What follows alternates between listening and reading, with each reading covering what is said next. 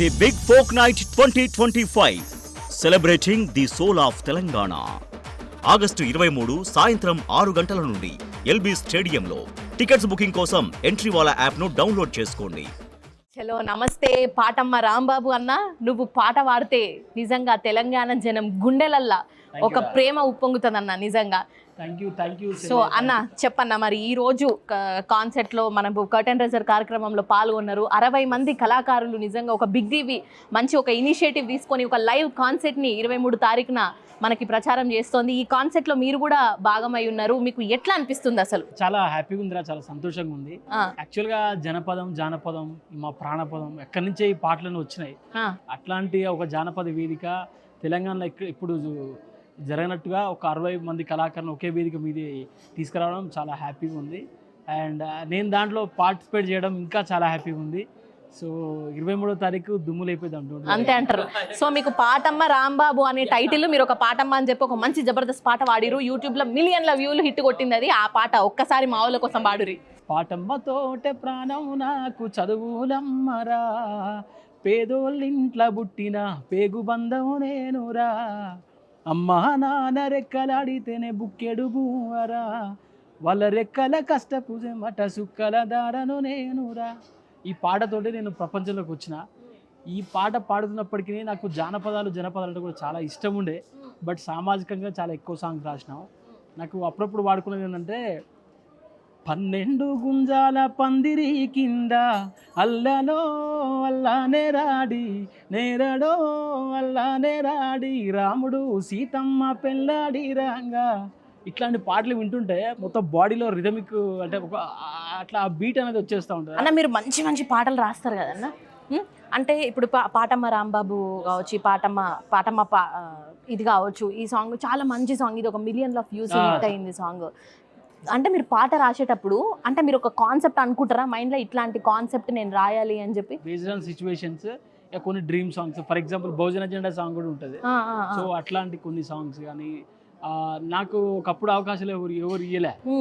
అవకాశాలు అందకపోయినా పకుని పయనం, అనుక్షణం నీలో జరగాలి ఓ మేధో మదనం, జరిగిపోయిన గతమంతా ఓ అనుభవమే లేరా, కదిలే కాలంలో పునాది మెట్లుగా చేర్చరా, జీవితం అంటేనే ఎగిసిపడే అలలే కదరా, ప్రతిరోజు జరిగే మలుపును పాఠంగా నేర్వరా. అంటే ఇది అంతా లైఫ్ ఉంది కదా దీంట్లో. సో అది తెలంగాణ గొప్పతనం, మన కల్చర్ గొప్పతనం. అక్కడి నుంచి నేర్చుకొని అదే జానపదాల నుంచి ఏ పాట రాసినా కూడా పల్లె జానపదాలు తీసుకొని దాని నుంచి ఇట్లా పాటల ప్రయాణంలో సాగిపోతూ ఇవాళ బిగ్ టీవీ అనేటువంటిది నిజంగా thank to big TV and thank you and మా మధుప్రియ గారికి, ఎస్పెషల్లీ మధుప్రియ గారికి థ్యాంక్స్ నిజంగా.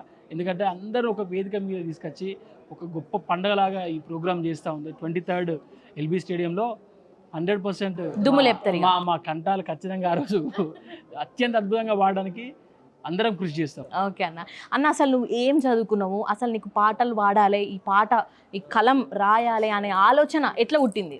అంటే మనిషికి పాట రాయాలంటే నాకు తెలిసినంత వరకు బాధలైనా కావచ్చు, సంతోషాలైనా కావచ్చు, రెండు ఉన్నప్పుడు పాట ఆటోమేటిక్గా వస్తుంది. అంటే మీరు బాధలు ఎక్కువ రాస్తున్నారా, సంతోషంలో ఎక్కువ రాస్తున్నారా అన్న? బాధపడినా పాట రాస్తావా? నువ్వు బాధలో కూడా పాట రాస్తావా? నేనైతే ఒక మూలకు పోయి ఏడ్చుకుంటూ వస్తా. ఇది గొప్ప ముచ్చట నిజంగా. బాధ పడుకుంటే కూడా పెన్ను పేపర్ పెట్టి రాస్తా చూసినా అన్న, అది గొప్పది. అవునవును, అట్లాంటి పాటలు చాలా ఉన్నాయి. ఇప్పుడు ఈ మధ్యలో కూడా ఇంకా చాలా రికార్డ్ అయ్యేటువంటి సాంగ్స్ కూడా ఉన్నాయి. అంటే జనం ఎట్లా మారుతున్నారు అనేటువంటి. బాధ పడుకుంటూ రాసిన పాట ఒక్కసారి ఒక 2 లైన్లు వాడన్నా నా కోసం? చాలా ఉన్నాయి రా దాంట్లో.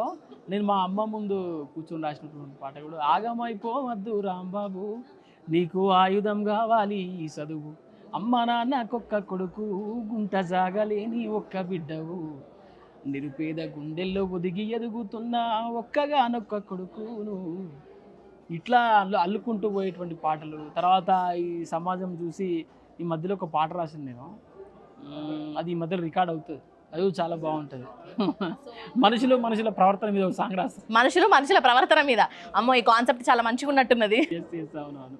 సో అంటే మనుషుల ప్రవర్తన, ఈ కాన్సెప్టే తీసుకోవడానికి స్పెసిఫిక్ ఏమన్నా రీజన్ ఉందా మీ దగ్గర? ఇప్పుడు మనతో చాలా మంది మాట్లాడుతూ ఉంటారు. ఇప్పుడు మీరు మాట్లాడుతూ ఉంటారు, సేమ్ టైం కొన్ని స్టోరీస్ చూస్తూ ఉంటారు, ఒకరిని ఇంకోరు మోసాలు చేయడం కానీ ఇంకొన్ని అంటే బాగా లేపడం కానీ అవసరం వస్తేనే మాట్లాడడం కానీ రకరకాల మనుషులు ఉంటారు ఈ సమాజంలో. సో ఒక మంచి అద్భుతమైన కాన్సెప్ట్ తీసుకున్నారు అనిపిస్తుంది నాకైతే. సో ఈ కాన్సెప్ట్తో మీరు దుమ్ము లేపాలన్నా సరేనా. సో అట్లనే ఆగస్టు 23 తారీఖు మా బిగ్ టీవీ లైవ్ కాన్సెప్ట్లో మీరు కూడా మళ్ళీ దుమ్ము లేపాలి. మీకు వచ్చిన పాటలన్నీ మీ కళనంతా కూడా ప్రదర్శించేసేయాలి. ఓకే, చలో నమస్తే అన్న, ఆల్ ద బెస్ట్, కంగ్రాచులేషన్స్ మీకు కూడా. ఇట్లనే అద్భుతమైన పాటలతో దుమ్ము లేపాలి. చలో ఉంటా మరి, నమస్కారం అన్న, bye bye. The big folk night 2025 celebrating the soul of Telangana. August 23 సాయంత్రం 6 గంటల నుండి ఎల్బీ స్టేడియంలో. టికెట్స్ బుకింగ్ కోసం ఎంట్రీవాలా యాప్ను డౌన్లోడ్ చేసుకోండి.